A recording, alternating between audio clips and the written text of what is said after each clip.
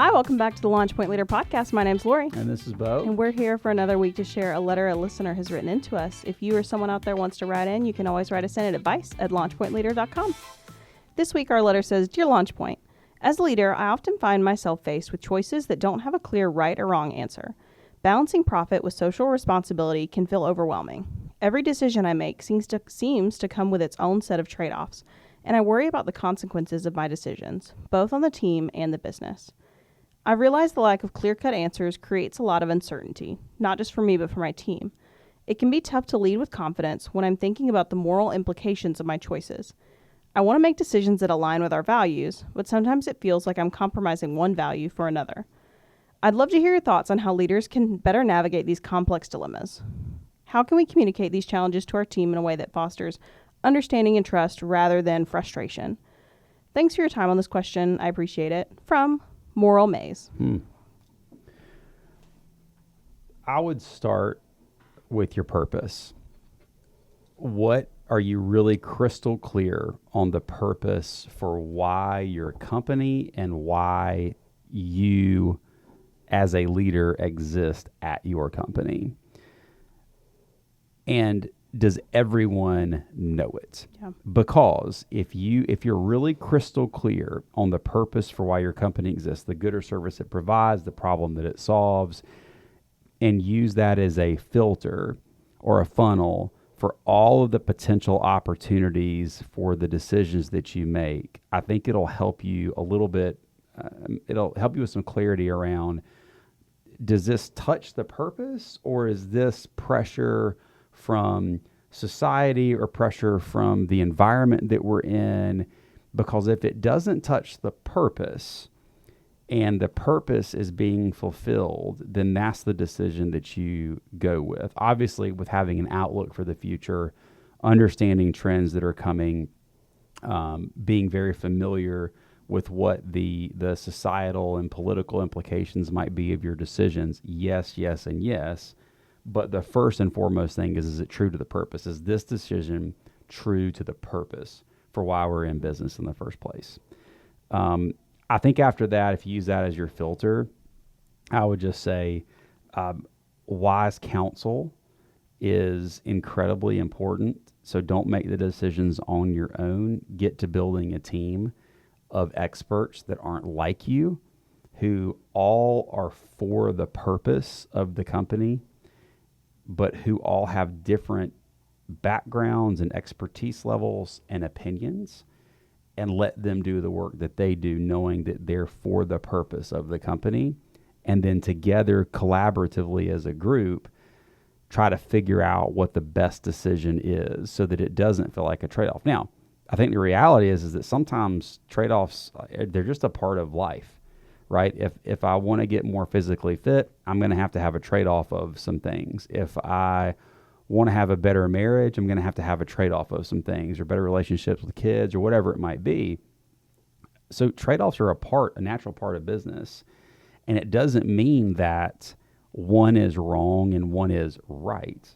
It simply means that in this moment, in this season, for our purpose, we've evaluated every piece of data and input that we have and have made the decision that we're going to choose A and not B, and this is why, and this is how A supports our purpose and our current climate and our forecasted future with where we're going. It's how all of that works together. So I think messaging is a part of it too. So it's like, can you clearly state why you chose to do that and connect it back to the purpose? So yeah, I think that's where I would start. Yeah, I think that's good. You know, when I read this question, I really stuck out to the beginning of me. It sounds like, and I could be wrong, Moral Maze, you can always write us back in for more clarity, but it sounds like they're not the owner or the leader of the head leader of the company. Okay. I'm hearing like being faced with balancing profit and social responsibility. I'm kind of hearing maybe there's decisions coming down to this leader. So let's kind of talk about that. If you are that leader, maybe you're hearing decisions from people that are higher than you, that maybe you just don't understand how they connect to that mission. And maybe you know the company's mission and your personal why that connects to it. What do you do if you're in a situation, you are a leader and you lead a team, but maybe you're not quite connecting with some of those decisions? If it's a worthwhile company, that's a great question too. If it's a worthwhile company, you should be asking that question to the person or the people that decision came from. If they're unwilling to tell you or engage with you, and you're asking in a respectable, scheduled, self-aware manner, just to say, hey, I'd love a little bit more information about the why behind this decision so I can make sure that my team is fully aligned in their head and their heart so that we can make this decision, we can carry this decision out.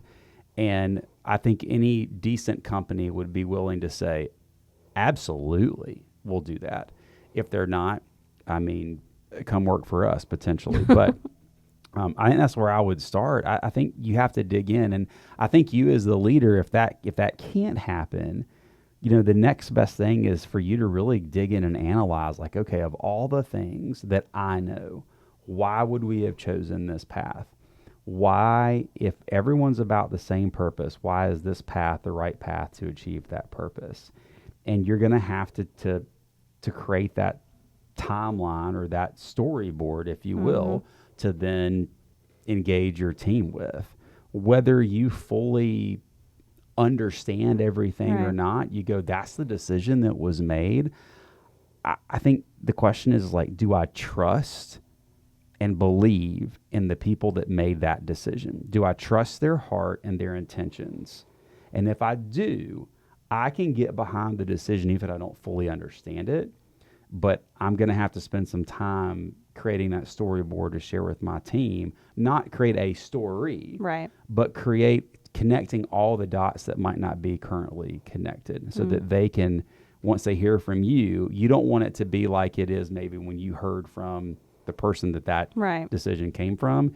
You've got to then connect the dots that you have and present it to your team and connect it back to the purpose, the fulfilling of the purpose. Yeah, I think it's really important, especially what you said in the beginning, not being afraid to ask for that clarity and offering some of your perspective. It sounds like you are a higher level leader in this company, so it doesn't sound like you don't have the opportunity for those kind of things, but connecting that and then, evaluating, is where I stand still really doing this? Because these feel like big moments they're going through. It says they feel like they're compromising one value for another.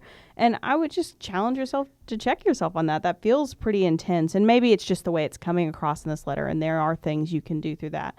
So my answer isn't, of course, quit your job. Like, that's not the answer right away. But I think what you said about providing feedback, gaining clarity, and then checking yourself on the trust aspect, I think, is really important too. Is maybe I just don't get to know everything that's happening, but do I trust the people and the company's mission overall? Is that still where we're heading? Sometimes when there's decisions made about profit in particular, it's hard to connect the profit to the purpose.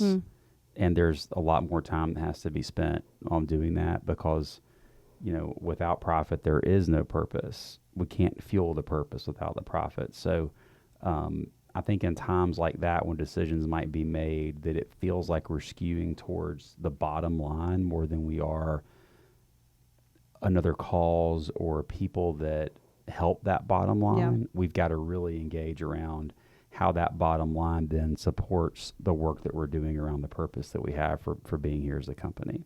And that if we don't support that, if we don't skew that decision towards the bottom line, maybe in this instance, that how things would change that we currently do if that profitability piece took a hit as well. And for people to understand that. And I think if they're working there for the purpose that they hopefully were drawn to that company for, that they'll go, that would be terrible if we didn't do that, if we quit doing that. Yeah, and I think the heart of it really does come down to purpose, both your company's purpose and understanding that, but really Moral Maze, what you're talking about a lot is that sense of personal purpose and what you have. And so I think running through these filters can be really helpful for that. This quote has rung in my head for the last several weeks, and I cannot attribute it to where I heard it, but it goes something to the effect of leaders who live in purpose have teams that work on purpose. And I think there's a difference there of not leaders who work on purpose, leaders who live in purpose have teams who work on purpose. So as a leader, whatever level you are, you've got to live in the purpose. You have to blood, sweat, tears. You just exude the purpose so that your people can catch a little bit of that, and they will hopefully do their work on purpose because you live in the purpose. So. Yeah, that's great. And of course, I just looked it up. I did not know this off my head. That is Simon Sinek. Is we would it? love to credit that to. It no is. kidding. What Well, do you Simon, know? thank you. Yeah, thanks, Simon. We appreciate that. Anything else you want to add? I think That's those are a it. lot of great steps for Moral Maze to kind of go through. I think we've unpacked a good bit. If there's anything else we can do, just write us back and we'll dig in a little bit more. Yeah, more details, more clarity, even if it's just maybe not something for the podcast you just want to kind of get your take on. We'd be happy to reply to that for you. Thank you so much for writing in. And, you know, if anyone else out there has a similar situation they're going through and just want to share or something totally different you'd like to hear our take on, please write us in at advice@launchpointleader.com. Thank you so much, and we'll see you next week. Have a good one.